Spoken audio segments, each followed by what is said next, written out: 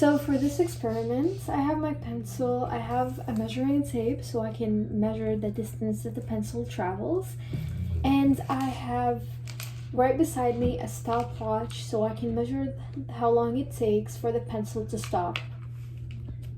So I'm gonna start right now. 3, 2, 1.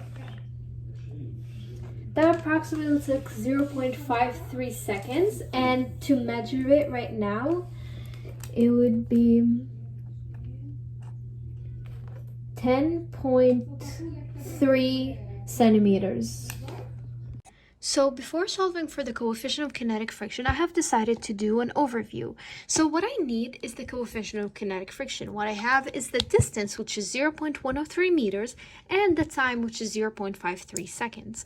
To begin with, I drew a free body diagram of the pencil. Considering that this box is the pencil, I know that there's gravitational force and there's the normal force from the floor, as well as the force of kinetic friction acting on it as well.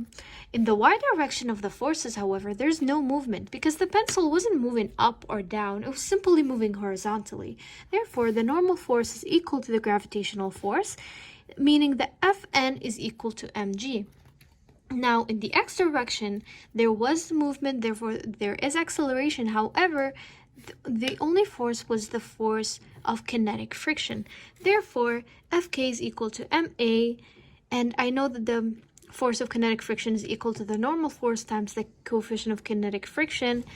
And I can substitute the normal force here by mg because both of these are equal, giving me mg times mu k is equal to ma, in which I can cancel out the mass because it does not matter, and I would have the coefficient of kinetic friction to equal acceleration of the pencil over 9.8, which is the value of g.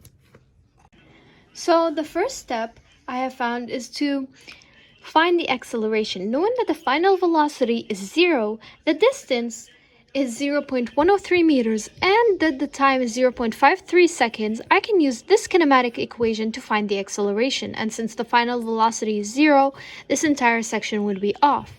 And so the acceleration will be equal to 2d over t squared when you isolate for it.